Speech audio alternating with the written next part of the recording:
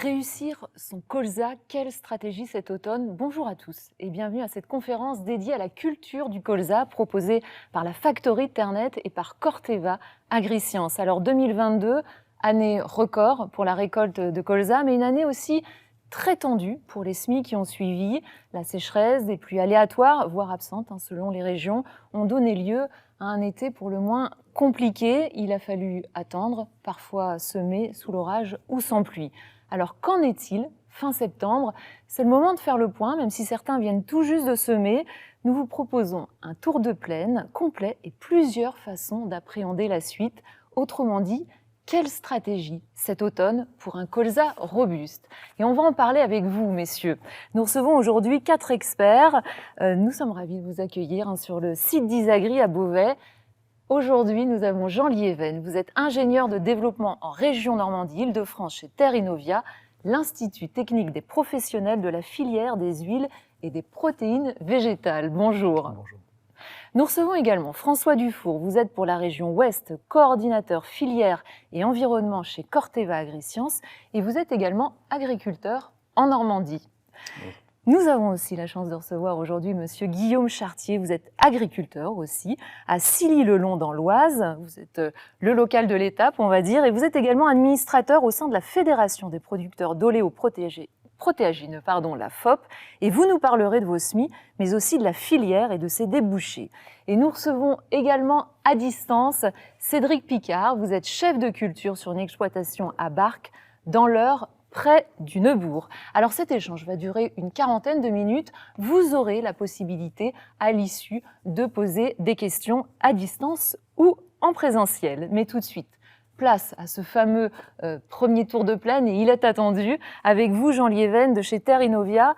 Tout d'abord, il faut le dire, ça n'a pas été simple cet été de semer. Ça n'a pas été simple pour semer, alors c'est très contrasté, c'est le maître mot dans toute région. Je pense que vraiment toutes les régions sont concernées par cette hétérogénéité, tant en termes de préparation des semis, préparation de terre en amont. Été très sec, juillet, août relativement sec dans beaucoup de régions quand même.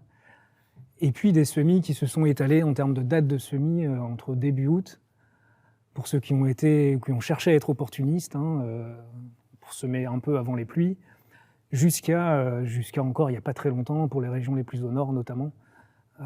Mi-septembre, voire fin septembre, quoi. Donc on a quelque chose en fait qui malheureusement devient un peu récurrent, c'est-à-dire un peu la crainte de manquer d'eau, puisque c'est des petites graines, le colza, ça, j'apprends rien. On a besoin d'eau, on a besoin d'humidité, du lit de semence, et c'est des choses qui n'étaient pas faciles à trouver cette année, quoi. Donc dans toute région, c'est ce qui s'est passé. Et puis derrière, en termes de résultats, parce qu'on est là pour faire un peu le point là maintenant, un mois et demi même après les semis. Oui, parce que la campagne, elle part du bon pied. Alors, on peut pas, on pourrait être plus optimiste, on va dire, on va parler comme ça. C'est pas la situation optimale à l'échelle France, ça c'est certain. À l'échelle des différentes régions, je pense qu'il y a peu de cas où certains se voient mal, en tout cas moins bien lotis que d'autres. Donc voilà, très hétérogène. Des stades aujourd'hui, on est le 29 septembre, qui s'échelonnent du stade cotylédon, pour pas dire même pas encore tout à fait levé, jusqu'au stade 10 feuilles, 11 feuilles. Donc c'est le grand écart, on ne peut pas beaucoup plus en fait en termes de grand écart, en termes de variabilité de stade, au sein des régions, parce qu'on voit ce phénomène dans toutes les régions. Et on voit aussi de l'hétérogénéité forte au sein d'une même parcelle. Et ça, c'est aussi quelque chose qu'on redoute beaucoup en colza. On va sans doute en parler un petit peu plus tard par la suite. Oui, on en parlera. Mais alors, justement, quand vous parlez des régions, est-ce que, par exemple, le sud, ça a été favorable, le nord, ça a été plus difficile, l'est, ouest, pour être un peu plus précis? J'ai pas envie de provoquer des jaloux. Disons qu'il y a certaines régions qui sont toujours un peu mieux, davantage favorisées. Surtout, on va dire, quand on regarde les cumuls de pluie depuis le 15 août. Enfin, la deuxième quinzaine d'août est généralement stratégique pour tout ce qui concerne la période de préparation et de semis. Beaucoup de régions ont attendu la pluie impatiemment, entre le 10 et le 31 août, même un peu après, certaines un peu moins. Je pense à la région de Bourgogne qui finalement aujourd'hui s'en sort pas trop mal si on écoute un peu les gens du terrain. La région Champagne-Ardenne, c'est pas vilain non plus. Quand on descend plus la région centre, c'est assez hétérogène. Et après, on a des régions où ça posait beaucoup de questions, beaucoup d'incertitudes, hein. Le Poitou-Charentes notamment, il y a sans doute des hectares qui vont pas pouvoir être bien semés ou pas du tout, dans les Charentes notamment. Quelques secteurs de Lorraine, quelques secteurs de... Ici, hein, le grand bassin parisien, on est dans l'Oise aujourd'hui, jusqu'ici, il y a des secteurs quand même très, très touchés par les manques d'eau de fin août, début septembre. Et puis un peu en Normandie aussi, quoi. Donc des semis qui ont été très étalés jusqu'à il n'y a pas très longtemps, signe aussi que les gens voulaient semer. C'était un indicateur quand même, avec un retour de pluie sur on va dire les 15 derniers jours en septembre, qui a aussi sans doute levé quelques préoccupations, mais on est sur quelque chose d'hétérogène, je me répète, et pour certaines régions, notamment les plus au nord, des semis tardifs. Hein. Ce qui contraste particulièrement en fait avec cette récolte qui a été particulièrement bonne cette année.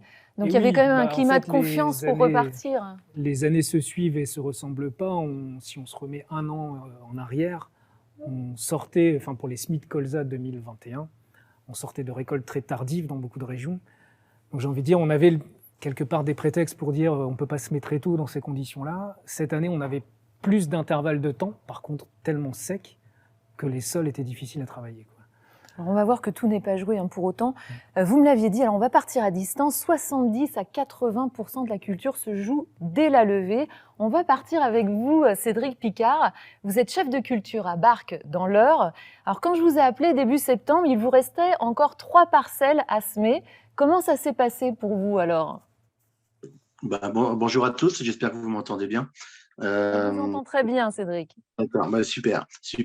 Ça s'est pas trop mal passé, parce que nous avons eu la pluie tant attendue, et on a pu travailler nos sols correctement, et puis implanter les colzas en bonnes conditions, malgré la date quand même plutôt tardive. Aujourd'hui, ces colzas sont levés, ils sont au stade cotylédon. On a une très belle levée.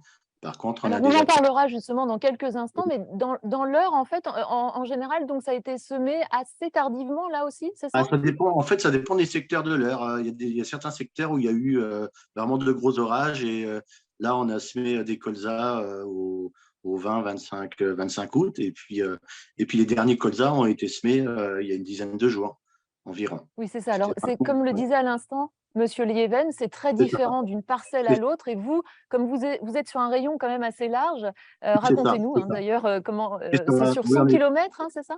À peu près, oui, sur un rayon de 100 km au nord et puis au sud de la Seine.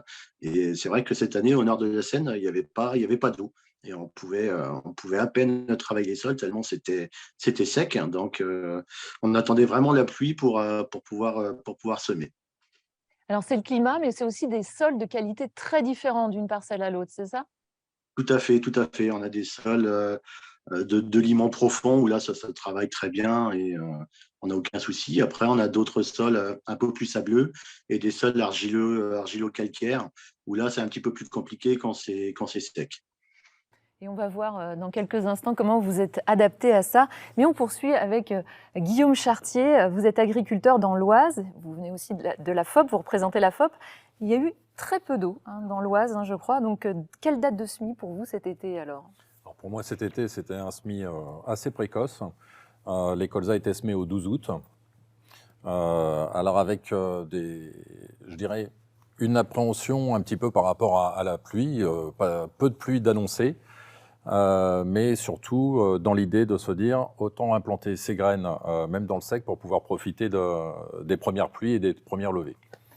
Mais ça nécessite une préparation de sol qui soit optimum pour pouvoir le faire. C'est ça, sans eau, il faut que ce soit remarquable côté sol, c'est ça ? C'est ça, il faut pouvoir travailler les sols, et on était assez sec tout l'été sur le mois de juin. Donc quelques façons culturales très superficielles ont permis dès le départ on reviendra dessus, d'apporter des matières organiques, et derrière, le colza a pu partir. Donc une année de semis très différente par rapport à celle de 2021 pour vous ou pas ? Alors très différente dans un changement de pratique, où d'un semis traditionnel rotatif semoir à céréales, je suis passé sur un semis strip-till qui a permis de travailler différemment de préparer différemment les terres. D'accord. Et alors, vous en êtes à quel stade là aujourd'hui? Aujourd'hui, les colzas sont... Alors, c'est pas tout à fait homogène sur toute la parcelle, mais la majeure partie est à 6-8 feuilles. D'accord. Alors, on va faire un pas de côté avec vous, justement, qui êtes derrière vos écrans. C'est le moment de nous dire, vous aussi, à quel stade en est votre colza. Vous voyez apparaître le sondage. Vous avez quelques minutes pour y répondre. On vous laisse le temps. Et nous, en attendant, on va poursuivre avec vous, François Dufour. Alors, vous êtes coordinateur filière et environnement chez Corteva Agriscience dans le Grand Ouest et vous êtes agriculteur en Normandie. Alors, on poursuit le tour de plaine avec vous. Quel état d'avancement pour vous en Normandie, mais aussi dans le Grand Ouest? Comment ça se passe? Alors, pour répondre à la première question, au niveau du niveau de mon exploitation et des parcelles colza que j'ai semées aux alentours du 23 août, donc avec le choix de semer avant les pluies principalement. Donc en Normandie, ça. En Normandie. Le 23 août. Ouais. Voilà, le choix de semer du colza associé à des plants de campagne avant la pluie. On avait eu quand même une petite période de pluie juste avant qui permettait au moins de plaquer la poussière au niveau du sol. Et puis aujourd'hui on est sur du 6-7 feuilles au niveau stade de développement, donc tout va bien pour ces parcelles-là. Ouais. Et dans le Grand Ouest, même? Alors dans le Grand Ouest, ça va différent. rejoindre ce que disait Jean tout à l'heure, ça va être quelque chose de très très hétérogène. On a historiquement sur des régions type Bretagne où on a beaucoup d'effluents d'élevage avant implantation du colza, qui fait qu'on a des dynamiques de levée très importantes et des colzas très très développés. Et puis on retrouve un peu plus au sud ou un peu plus dans les terres une hétérogénéité en termes de date de semis et du coup de stade de colza. Ouais. Alors Jean Liéven, est-ce que ces témoignages, on reviendra avec vous tout à l'heure, François Dufour, est-ce que ça confirme un peu justement ce que vous disiez tout à l'heure? C'est effectivement le contraste qu'on retrouve. Oui, ça corrobore parfaitement. Après, j'ai envie de dire, ça surprend pas grand monde en fin de compte, puisqu'on s'y attendait en voyant l'été sec, juillet. Alors, il y a eu quelques passages d'orage quand même en juillet, mais on s'y attendait, qu'on n'allait pas partir du même pied que l'année d'avant. Moi, ce qui me frappe un peu plus peut-être, c'est d'avoir autant de semis aussi tardifs. Encore une fois, je pense que ça vient du fait que les gens cherchaient absolument à semer. C'est assez révélateur. Maintenant, advienne que pourra. On a le temps d'en discuter un peu aujourd'hui. Il va falloir regarder ça de près pour certaines situations plus que d'autres. Comme tu disais, certaines sont déjà tirées d'affaire, on va dire, pour nos premiers petits soucis. Je pense notamment aux insectes, les altises. Les questions du moment aujourd'hui, c'est gérer les problèmes d'altise pour les colzas qui sont encore sous la menace, exposés parce que stade très sensible. Et deux, on va y revenir, on l'a pas dit là, mais l'été très sec a fait qu'on n'a quasiment pas fait lever d'herbes en interculture, de mauvaises herbes, notamment des graminées, repousses également. Donc pour ceux qui ne se sont pas encore penchés sur la question, oui, c'est l'actualité, c'est ça aujourd'hui. Ouais. Alors le semis précoce, donc c'est quand même un défi, c'est ce qu'on voit, mais encore une fois, ça reste recommandé quand même. Ça reste quelque chose que nous on met en avant parce que,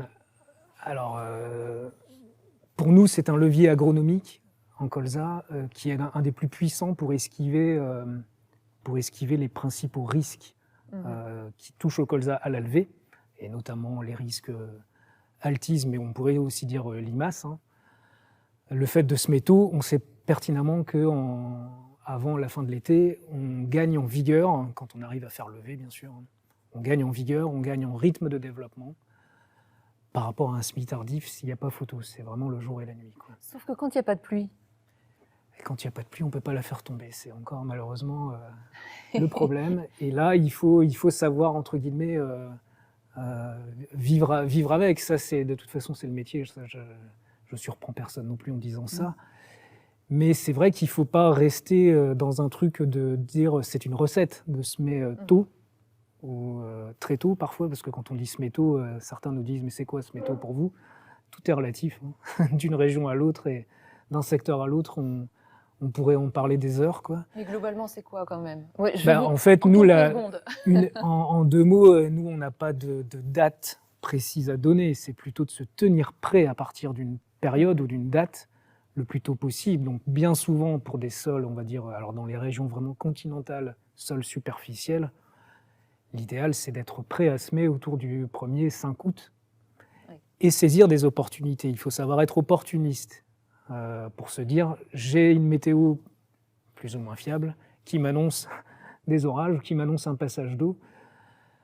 On nous dit que la météo est de plus en plus fiable, c'est pas tout le temps le cas, ça c'est sûr, on l'a encore bien vu cette année, les orages passent ou passent à côté.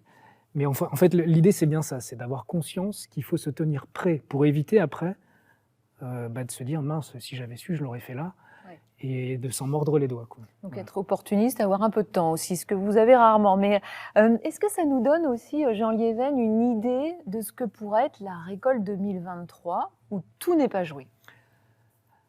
Alors là, ici, on est fin septembre, on a à peine commencé l'automne. Ouais. Le calendrier nous l'indique, c'est beaucoup trop tôt pour déjà prédire tout potentiel de rendement. Est-ce qu'on va l'atteindre ou pas l'atteindre? Ce qu'on sait, c'est que c'est une phase cruciale, hein. Souvent, on dit, j'entendais tout à l'heure, 80% c'est joué au SMI. Alors, on ne peut pas le quantifier, ça, mais le dicton, il a raison. C'est-à-dire que quand on met toutes les chances de son côté pour réussir une levée, et quand la levée réussit, on sait qu'on part beaucoup mieux qu'une situation inverse. Donc après, nous, au niveau de l'Institut, on s'efforce beaucoup à communiquer, et ça se transfère pas trop mal, hein, quand même. Beaucoup communiquer sur le fait qu'on a une phase automnale du colza, qui est la première phase du cycle, hein, ça dure quand même quelques mois, qui va déterminer beaucoup les choses par la suite, et notamment en termes de mise en place des composantes de rendement, quoi. Donc la réussite de cette phase automnale va conditionner la capacité du colza à tolérer ou pas des aléas d'ordre sanitaire ou d'ordre climatique, quoi. Donc on a une série comme ça de repères agronomiques, hein. On parle beaucoup, nous, de biomasse, de repères de croissance et de dynamique de croissance du colza. Octobre, entrée-hiver, donc novembre-décembre, qui nous permettent de situer un peu une trajectoire. Donc l'objectif, si possible, c'est d'avoir un parcours régulier en termes de dynamique, Oui.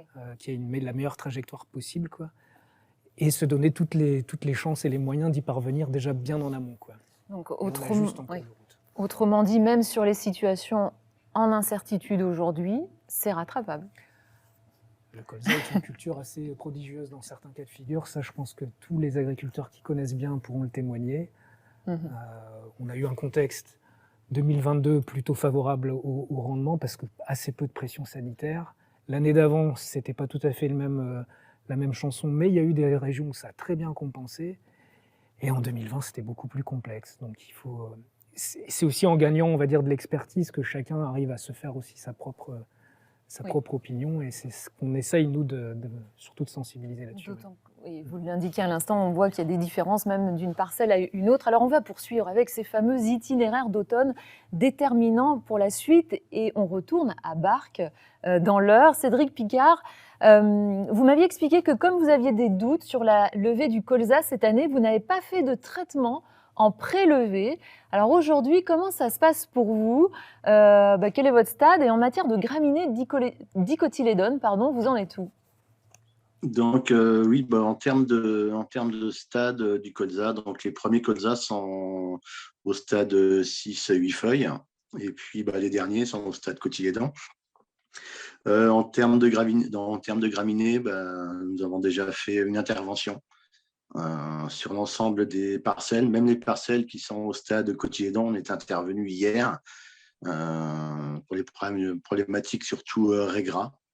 Donc tout ça a été fait hier.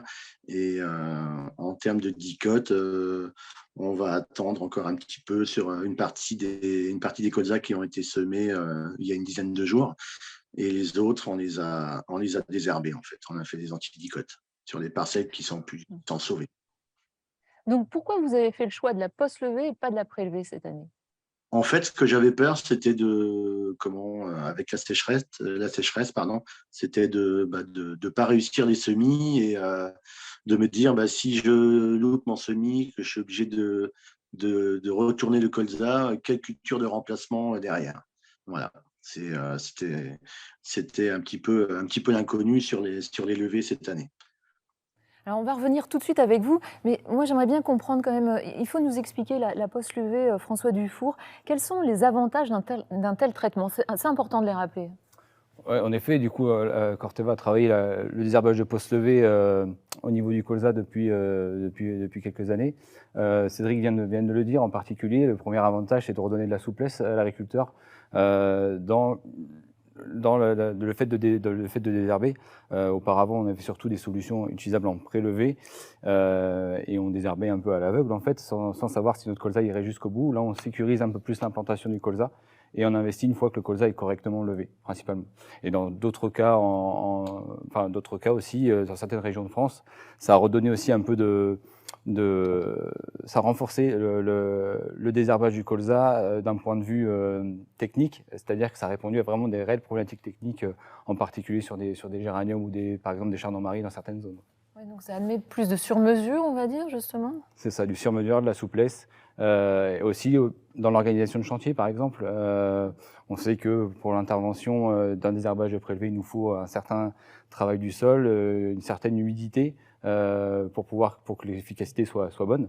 Là, sur des produits plutôt orientés foliaires, on a justement un peu plus de souplesse dans l'organisation des chantiers pour l'agriculteur. Donc aujourd'hui, la poste levée, c'est admis partout. C'est en grande partie, oui, c'est plutôt en vogue, oui.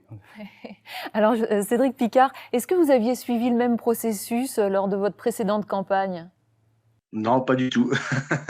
Alors, Pas du tout, racontez-nous pas comment du ça tout. s'était passé en 2021, pour bien qu'on Bah, comprenne. en 2021, nous avions des conditions climatiques plutôt humides par rapport à cette année. Donc, positionner un désherbant juste derrière le semis était plutôt facile. Et puis, sur des sols humides, avec forcément la réussite du semis et du désherbage. Cette année, c'était complètement différent. C'était complètement différent. Oui, donc ça demande à s'adapter à chaque fois, mais justement, la poste levée apparaît comme une solution, là, pour le coup. Oui, tout à fait, mais c'était un petit peu plus compliqué à désherber quand vous avez des conditions climatiques type humidité permanente la journée, type brouillard. Il faut quand même travailler sur des sols, sur des plantes qui sont sèches. Donc c'est un petit peu l'inconvénient aussi à l'automne. Mais sinon, comment traiter à vue sur des plantes, enfin sur des adventices qui sont levés, c'est sûr que c'est la meilleure solution. Ouais. Et alors, comment ça se passe en ce moment côté altise ou autres insectes chez vous? Alors chez nous, tous les colzas qui ont été semés en août, eux, sont sauvés. Il n'y a pas eu de problème d'altise. Par contre, les colzas qui sont au stade aujourd'hui cotylédon, là, il y a des interventions à faire parce qu'il y a une pression quand même assez importante. Et notamment sur la partie vexin, en fait. Alors, Jean Lieven, ça va être quoi la solution face aux altises? La solution, Eh oui. si on l'avait. Il n'y a pas de solution miracle, il n'y a pas de recette, c'est ce qu'on disait. Alors après, là, l'agriculteur le disait, il a des cas de figure très différents, liés à des dates de levée très différentes. Donc je me répète, mais c'est le levier le plus puissant pour esquiver des morsures d'altise.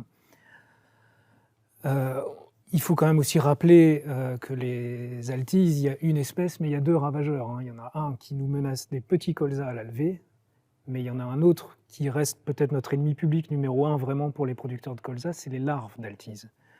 Donc les larves, c'est les descendants de ceux qu'on voit aujourd'hui, apparaissent à partir de fin octobre, début novembre. Et là, pour le coup, comme c'est un coléoptère qui ronge le colza pendant l'hiver, pour faire simple, mais je pense que beaucoup d'agriculteurs le savent, on a, on va dire un peu en rayon, une combinaison de leviers possibles à actionner dans la mesure du possible, qui vraiment de façon combinée peuvent apporter un plus, et c'est ce qu'on met beaucoup en avant. Donc la date de semis qui va conditionner la croissance, on va parler par exemple de fertilisation au semis, des engrais starter, ou un peu d'azote, voire du phosphore dans certains sols qui en nécessitent. Et puis on a parlé depuis très longtemps déjà, et on continue de promouvoir, c'est le colza associé, c'est des plantes compagnes qui vont cohabiter avec le colza et le rendre plus robuste, plus résilient, et donc tolérer davantage des présences d'insectes. Après, il ne faut jamais oublier que de toute façon, je disais, il n'y a pas de recette, parce que ça, on est bien sur des leviers préventifs. qui vont interagir, enfin dont l'efficacité va interagir fatalement avec des niveaux d'infestation, puisqu'il n'y aura pas 2 parcelles qui auront un niveau de larve identique. Donc un niveau d'agressivité en quelque sorte différent d'une parcelle à l'autre, et surtout un contexte pédoclimatique entre la période de début novembre jusqu'à même début mars, on peut même dire un peu après, qui vont interagir fortement et comment avoir pour conséquence provoquer ou pas un problème derrière, quoi. Donc il y a beaucoup de choses qu'on ne maîtrise pas, c'est certain. On a des leviers préventifs surtout et on s'efforce à les mettre en avant, et on a quelques solutions tactiques. Donc là, c'est des insecticides, hein, qui sont aussi encore disponibles, avec malheureusement beaucoup de régions en France qui connaissent des problèmes de résistance aux pyrétrinoïdes, une famille chimique largement utilisée pour gérer les problèmes d'altisme. Voilà. Oui, donc des solutions d'une exploitation à l'autre qui sont différentes, même d'une parcelle à l'autre. Alors Guillaume Chartier dans l'Oise, vous, ça va être quoi votre stratégie cet automne? Alors, moi j'ai eu la chance d'avoir des colzas qui ont bien levé et sur un semis précoce. Donc aujourd'hui, par rapport à l'altise, je n'ai pas de problématique d'altise. Oui, d'ailleurs, je me permets de vous couper, vous aviez pas mal anticipé, vous, avec des fientes et de la vinasse avant de semer, hein, c'est ça? Alors, oui, ça on a eu la chance cette année, on va dire, la chance de faire une moisson précoce. Et dès à la suite de la moisson précoce, j'ai pu faire des apports, dans un premier temps de fientes et ensuite de vinasse, en faisant à chaque fois un très léger travail du sol de façon à enfouir la matière organique et ne pas la laisser en surface, ce qui a permis de déjà commencer à préparer un lit de semences, mais sans aller très creux. Et puis derrière, j'ai mis en place cette année un semis, pour la première fois, un semis en strip-till et un semis en ligne, et qui a priori a réussi cette année au vu des conditions. Pourtant, on a eu très peu de pluie, mais des petits épisodes de 3-4 mm. Il y en a eu 3 sur 15 jours et qui ont suffi à faire lever les colzas de façon correcte. Et pour les traitements? Et pour les traitements, c'est du post-levé, voilà, comme beaucoup de monde à l'heure actuelle, de façon à adapter en fonction de l'hygrométrie, de la granulométrie qu'on a réussi à faire aussi, voir ce qui va lever ou pas. Et effectivement, cette année, même si on a fait une levée, une moisson de bonne heure, derrière, les conditions sèches n'ont pas permis d'avoir beaucoup de germination de mauvaises herbes ou de repousse de la végétation en place. Alors, on poursuit avec la région Ouest. François Dufour, qu'est-ce que vous allez préconiser, vous, justement, pour cet automne? Préconiser en termes, alors, c'est au niveau litière technique automnale, on a deux grands piliers à surveiller. C'est la pression du coup adventice et les ravageurs. Donc, les ravageurs, on en a un petit peu parlé. Sur la pression adventice, ça se résonne forcément à la parcelle. On a parlé de la post-levée qui était une solution qui a amené de la souplesse pour les agriculteurs, mais ça fait aussi une solution complémentaire à des problématiques plus particulières où souvent on entend parler de gros problèmes graminées. En effet, la post-levée avec certaines matières actives comme la propylamide permettent d'intervenir en post-levée, mais il faut la prélever peut avoir son importance quand même pour pouvoir gérer justement ces pressions qui sont un peu plus importantes et ne pas tout reposer sur cette matière active. Autrement dit, plus on va agir avec souplesse, et c'est aussi ça ce que permettent ces traitements en désherbage, ça apporte de la souplesse finalement au producteur qui peut avoir des traitements différents d'une parcelle à l'autre, c'est ça? Alors oui, du coup, il peut beaucoup plus moduler ses interventions en fonction des problématiques parcellaires. Ça, c'est une chose. Et puis le fait d'intervenir et de tirer à vue et de voir ce qu'on désherbe, c'est quelque chose quand même de rassurant. On sait ce qu'on est, on sait ce qu'on avait, et on sait ce qu'on peut obtenir avec le passage de la post-levée. Alors on va poursuivre cette conférence avec le témoignage d'un autre agriculteur que vous connaissez peut-être, Christophe Hilléré. Il est en grande culture en Île-de-France et il suit la démarche colza différent. Il nous parle de ces changements de pratique en matière de colza. On l'écoute tout de suite.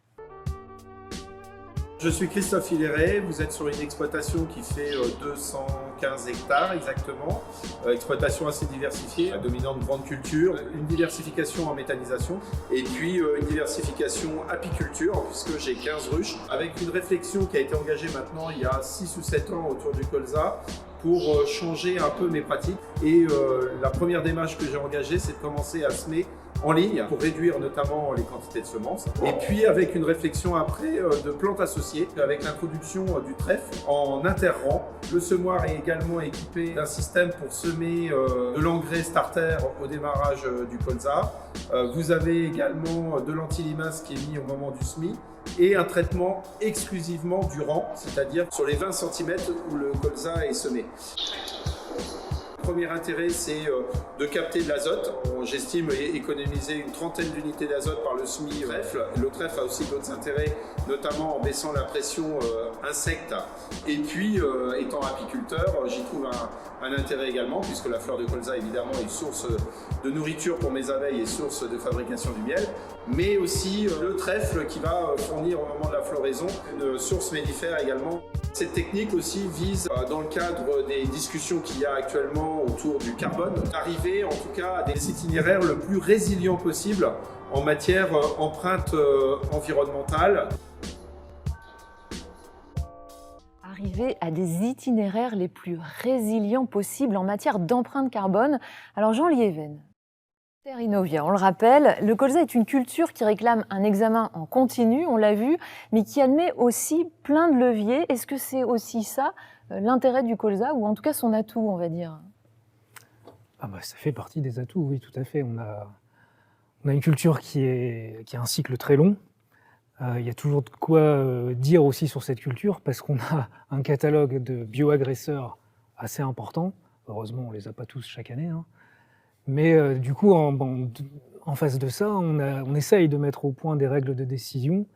On essaye de forger une expérience aussi, chacun, dans chaque terroir, quoi.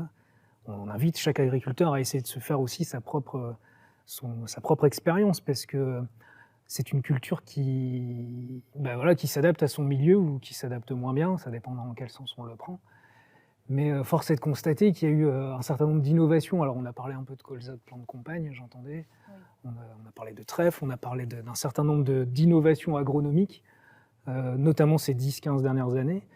Et je dirais même que ça a commencé un peu avant avec l'évolution de la génétique, quoi, qui a apporté beaucoup, donc les hybrides notamment, qui a apporté d'autres choses et d'autres atouts de la plante, notamment sa capacité de compensation, sa capacité aussi à tolérer des bioagresseurs, des maladies, voire certains insectes. On travaille beaucoup ces temps-ci, ces dernières années, sur l'évaluation du comportement variétal, hein, puisqu'il y a quand même une offre variétale qui est énorme et dont on aime bien aussi percevoir les atouts face aux problèmes insectes. Insectes et changement climatique, ça ce sera nos défis principaux en termes de production, en termes techniques. Donc charge à nous et tous les acteurs avec qui on travaille d'affiner un peu nos règles de décision, notre expertise, quoi. Voilà. J'entends que la culture de colza a de l'avenir, donc. Hein. J'espère bien. Vous avez des solutions. C'est le moment d'ailleurs du deuxième sondage. À vous de répondre à nouveau derrière vos écrans. Quelle méthode avez-vous choisie cette année pour votre implantation colza? On vous laisse quelques minutes pour y répondre. Et on poursuit avec vous, François. François Dufour, on va faire un focus, vous en avez parlé tout à l'heure, sur le propyzamide. C'est une substance active, efficace face aux graminées, à condition toutefois de bien l'utiliser. Et ça, c'est pas toujours le cas. Alors dites-nous, en matière de bonnes pratiques, à quel moment on a recours au propyzamide? Alors, la propyzamide est surtout connue en colza, pour le désherbage des graminées, et en particulier le développement des graminées résistantes qu'on a du mal justement à maîtriser dans les autres cultures qu'on retrouve dans les rotations. Et c'est une molécule qui nécessite une attention particulière du fait qu'on l'applique courant l'automne, et donc c'est une période à risque vis-à-vis du lessivage de la molécule et des détections vis-à-vis de la qualité de l'eau. Donc ça, c'est pour dresser un peu pour faire un point là-dessus. Donc les bonnes pratiques d'utilisation de cette molécule, on a mis 3 règles principales qui sont l'utilisation d'une solution à base de propylamide à pleine dose, donc 750 grammes de matière active, ce qui équivaut à 1 litre 875 de Kerb ou à 1 litre 5 de Yellow par exemple. Donc une seule utilisation par campagne. Ne pas l'utiliser sur des sols secs, bon, ça c'est lié aussi à l'efficacité de la molécule, hein. Vous savez que c'est une molécule qui demande de l'humidité pour bien fonctionner, mais ne pas non plus l'appliquer sur des sols saturés en eau, ce qui va engendrer pour le coup un risque de lessivage. Et puis une période d'intervention comprise entre novembre et décembre, ce qui laisse quand même un créneau de 2 mois pour pouvoir intervenir et gérer les graminées dans le colza. Oui, donc c'est ce que vous aviez dit, la bonne période, la bonne dose et le bon moment, et pas 2 fois, hein, 1 fois par campagne, c'est ça? Alors oui, tout à fait. On insiste sur ce message-là puisque on nous remonte parfois dans peu de proportions, mais des utilisations où des doubles utilisations justement de cette molécule et qui sont pour le coup risquées pour la survie de la molécule et garder la boîte à outils la plus large possible à l'avenir. On met de l'énergie à défendre nos dossiers au niveau de l'homologation et ces potentielles détections dans les eaux ne sont pas forcément quelque chose de très bon pour pouvoir avancer, quoi. C'est pour ça que vous avez la solution, la bonne période, la bonne dose et le bon moment. Jean Liéven, on poursuit avec vous. Est-ce que vous faites le même constat face aux graminées? Il y a parfois des mauvaises pratiques, il faut faire juste attention, quoi. C'est ça?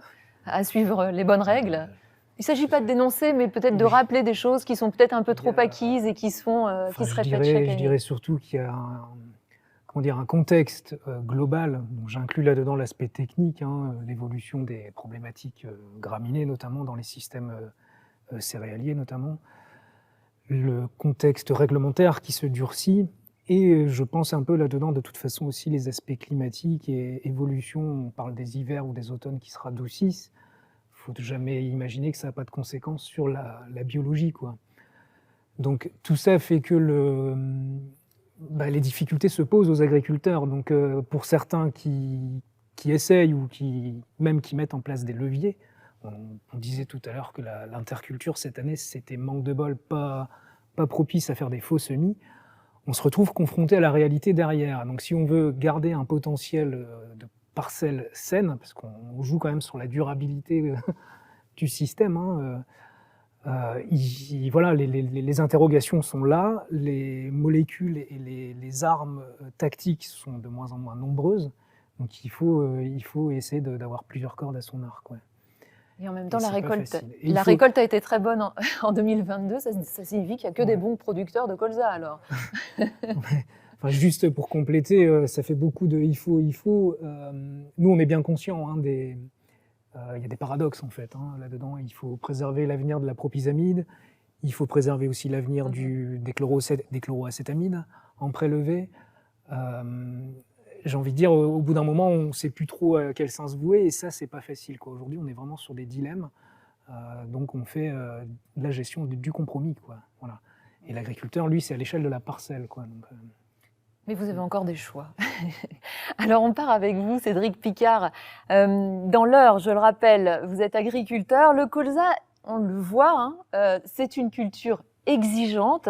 Est-ce que vous êtes dit, demain j'arrête? Je suis provocante exprès. Non.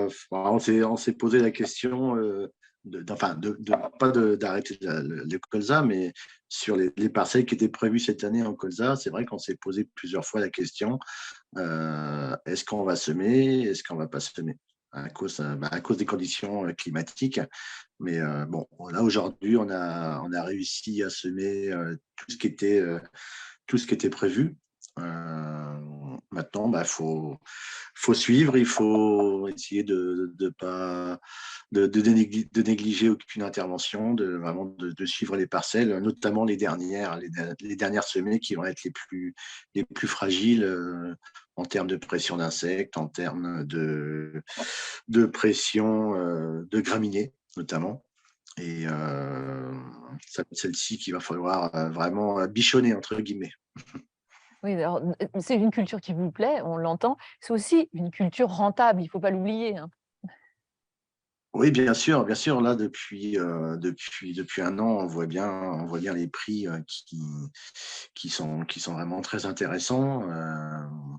sûr que c'est une culture qu'il faut essayer de conserver sur l'exploitation et puis notamment en France aussi, hein, sur le pays, sur le pays. Parce qu'elles rapportent aussi à leurs producteurs. Alors Guillaume Chartier de la FOP, justement, là, on va parler à l'agriculteur, mais aussi justement à l'administrateur de la FOP. C'est une culture non seulement rentable, mais en plus les voyants, ils sont plutôt au vert hein, concernant les débouchés de la culture du colza. Ouais. Les voyants, effectivement, ils sont au vert parce que les prix ont sérieusement monté, même si ça vient d'être pondéré un petit peu. Ils restent tout à fait attrayants. La marge dégagée cette année sur les colzas sont dues, au prix de vente, mais également à la moyenne des rendements, ou au niveau agronomique. On est quand même sur la moyenne la plus haute qu'on ait jamais vue. En France, on fait 4,5 millions de tonnes cette année de colza. C'est 1,2 million d'hectares qui sont cultivés. On attend 1,3 million d'hectares pour l'année à venir. Donc, on voit qu'au niveau agricole, il y a un intérêt. L'intérêt, il est dans la rotation, d'avoir une tête d'assolement, de casser un petit peu les rythmes. Il est aussi au niveau environnemental. Christophe l'a énoncé tout à l'heure, l'intérêt au niveau apicole. Alors, par rapport, quand on est apiculteur pour faire son miel, mais au niveau des pollinisateurs sauvages, on a besoin aussi d'avoir du colza. Les fleurs de colza permettent d'avoir une biodiversité qui se met en place. Et là, voilà, on a une culture par excellence pour accueillir ces hôtes. Alors rappelez-nous les débouchés quand même du colza. Alors, aussi. les débouchés du colza aujourd'hui, sur un colza, on fait du tourteau, alimentation du bétail. Et puis, à côté, on a, pour 60% à peu près, et à côté, on a 40% d'huile. Les 40% d'huile permettent de répondre à la demande alimentaire, qui est équivalent à peu près à 30% du volume d'huile que l'on dégage en France, et le reste part en biocarburant. Mais à côté, on a aussi un tas de petites niches au niveau valorisation de ce colza.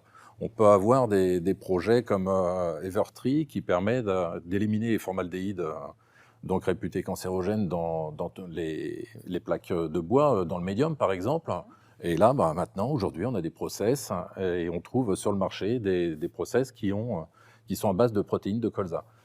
Donc là, il y a un tas comme ça de petites valorisations, que ce soit sur les biocarburants pour le diester, le B7, pour le biofuel 30%, et voire demain d'autres usages encore qui sont en préparation. Donc la demande reste forte. C'est ça, hein? C'est ça, la C'est demande ce que reste oui. forte. Et puis, de toute façon, en France, on n'est pas souverain en termes de protéines. Oui. Donc, on ne peut qu'améliorer la souveraineté nationale en termes de protéines, d'alimentation du bétail, entre autres, par l'accroissement des surfaces. Mais à 1,2 million, 1,3 million, je crois qu'on est à peu près, on est au seuil auquel il faudrait rester et qui est cohérent par rapport à la sole française, par rapport à la SAU. Et puis derrière, on va avoir peut-être une optimisation par les rendements, par les itinéraires techniques que l'on va améliorer et essayer au maximum de conserver ou de trouver des nouveaux moyens de production. Alors Jean Liéven, le mot de la fin, il est pour vous, le mot de la fin avant les questions. Le colza, Monsieur Chartier vient de le dire, c'est une excellente tête de rotation. C'est aussi une culture qui restitue beaucoup de carbone au sol. Et ça, c'est à la fois un argument pour les agriculteurs, pour leur sol, mais est-ce que c'est pas aussi un argument pour tous les riverains qui les entourent? Oui, il faut leur dire, leur expliquer surtout. Oui, non, mais tout à fait, c'est vrai que le colza est réputé pour être une culture qui restitue du carbone, donc qui contribue, on va dire, au projet d'atténuation du changement climatique, stockage de carbone. Encore mieux si on a des légumineuses associées, encore mieux si on introduit des couverts dans les systèmes, etc. Et d'autres cultures dans la diversification des rotations. Donc, en plus de ça et de tous les autres atouts et choses qui ont déjà été dites par ailleurs, on entendait l'aspect pollinisateur, abeilles. Monsieur Hideri, on a besoin de mieux communiquer peut-être auprès du grand public parce que, oui, sans rentrer dans les débats sur les riverains, etc., on a quand même une culture qui est généralement appréciée visuellement, en tout cas au moins pendant une période de l'année quand elle est bien jaune dans les campagnes, quoi. Si on apprend qu'elle a un bon impact sur l'environnement, ça peut aider. En tout cas, il faut le dire, c'est le moment de le dire. Merci beaucoup, c'est la fin de ce premier temps d'échange. Place désormais à vos questions et elles sont déjà nombreuses. Alors, Est-ce qu'il y a, alors vous allez me dire, est-ce qu'il y a des résistances à la propysamide sur graminées? Alors peut-être pour vous, François Dufour, de chez Corteva AgriScience. Alors oui, je peux répondre. En effet, non, en effet, justement, il n'y en a pas. Juste pour préciser, en effet, en fait, Corteva suit chaque année cette remontée qu'on a régulièrement parce que on peut se retrouver par moment avec des échecs de résistance. Donc on fait des prélèvements de graines et on va jusqu'au laboratoire pour voir s'il y a bien quelque chose qui se passe au niveau des graminées en question, souvent Regra ou Vulpa. Et en laboratoire, on ne détecte pas forcément ces résistants. Donc c'est bien qu'il se passe quelque chose plutôt au niveau de la parcelle, au niveau du sol, qui doit expliquer ces échecs quand il y en a. Mais aujourd'hui, il n'y a pas de détection de résistance. Alors une autre question, c'est sur la PAC. Donc elle va vous revenir, vous, Monsieur Guillaume Chartier, qui a présenté la filière. Quel soutien en matière de colza? Alors au niveau de la PAC, rien de spécial au niveau du colza, parce que c'est une culture à part entière comme les autres. Le seul petit plus que l'on pourrait détecter, c'est dans le cadre de Cap Protéines, où pour aller obtenir la diversité des cultures par rapport à l'éco-régime, il suffit d'avoir 7% de culture de colza sur son exploitation agricole pour avoir l'un des 5 points nécessaires pour accéder à l'éco-régime d'un niveau supérieur. Merci beaucoup. Alors, il faudra mettre les questions un tout petit peu plus grandes pour que je puisse les lire. Alors moi, celle-ci, je la lis. Quel itinéraire de désherbage en présence de plantes de compagne? François, peut-être pour vous? Oui, alors forcément, qui dit plante compagne associée au colza dit adaptation au niveau du désherbage, puisque les produits de post-levé, en l'occurrence type Mozart ou Belcar, sont efficaces sur légumineuses. Donc le tout est d'adapter avec à la fois, pourquoi pas, de la prélevée, mais qu'on peut alléger, on peut retrouver des solutions avec des molécules qui ciblent des adventices que la post-levée ne peut pas forcément gérer, en l'occurrence les graminées comme une base métazachlore. Et puis on peut intervenir avec le Mozart justement plus tardivement, courant novembre, une fois que les plantes de compagne ont rempli leur rôle en fait vis-à-vis des objectifs qu'on avait avec ces plantes de compagne, pour les détruire, assurer la destruction et puis commencer cette phase de destruction et qu'elle puisse restituer limite un peu d'unité d'azote au printemps. Moi, je me pose une question, je me permets, François Dufour. Le nerf de la guerre, c'est souvent l'argent. Est-ce qu'un programme basé sur la post-levée, il va coûter plus cher?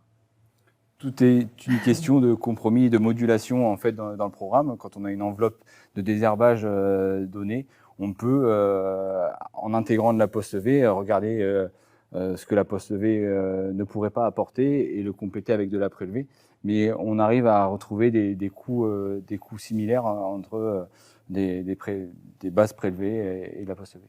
C'est important de le dire. Une autre question. Alors, que pensez-vous des semis de colza au semoir de précision? Elle est pour vous, Monsieur Chartier, cette question. Elle est pour moi, mais juste au niveau de la levée. Pour l'instant, c'est ma première année d'expérience. C'est plutôt bien au niveau de la levée. Après avoir au final, mais comme ça a été dit tout à l'heure par Jean, quand on a un colza qui est bien dès le départ, qui est résilient à l'entrée de l'automne, il passe l'hiver tranquille et derrière, voilà, on sera dans la moyenne. Oui. On n'aura pas de catastrophe. Après, ça fait quelques années que je prépare mon semoir de précision pour le faire. Et c'est la première année où je l'ai fait. Et il fallait le faire là. L'année prochaine, je ne sais pas. Mais je pense que plus on travaille ces pratiques agronomiques, et mieux on est pour la suite. C'est ce dont vous parliez tout à l'heure, hein, l'opportunisme en fait.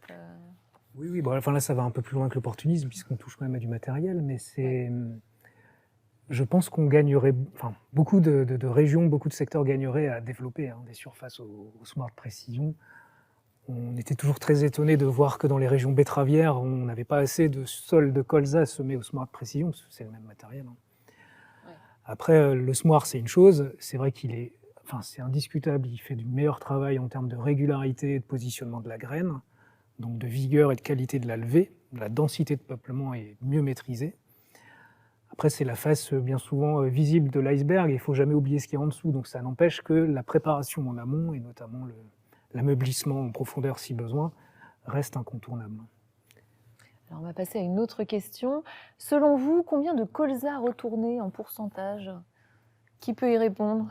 Personne ne peut y répondre, mais Pour l'instant, 0. pour l'instant, c'est un peu... Enfin, ce serait un peu tôt pour retourner des colzas. Je dis pas que c'est pas impossible, hein, mais alors encore une fois, il n'y a pas de recette non plus pour savoir si on doit retourner ou pas retourner. Nous, généralement, on est plutôt tendance à freiner et à dire aux gens de temporiser, parce qu'un colza est capable quand même d'avoir des capacités de compensation phénoménales, quoi. On a quelques petites règles de décision essentiellement liées au peuplement, donc le nombre de pieds au mètre carré, et la biomasse atteinte avant l'hiver. Et a fortiori dans des régions où l'hiver est un petit peu plus rude qu'ailleurs, je pense à toute la façade est de la France, quoi, où ces critères de retournement prennent de l'importance, quoi. Mais il faut toujours prendre en considération l'investissement déjà mis en place, quoi, au semis, hein, que ce soit le temps de travail, le coût de la semence, le désherbage, évidemment, avant de prendre des décisions comme ça, quoi. Et on l'entendait tout à l'heure avec Monsieur Picard. Vous êtes toujours ici, Monsieur Oui, Cédric Picard? je suis là, je vous entends. Justement, vous, un temps, vous aviez hésité. Oui, tout à fait. Bah, c'était surtout par rapport aux conditions climatiques. On attendait la pluie pour semer. Donc après, il n'y a plus, donc on a pu semer nos colzas.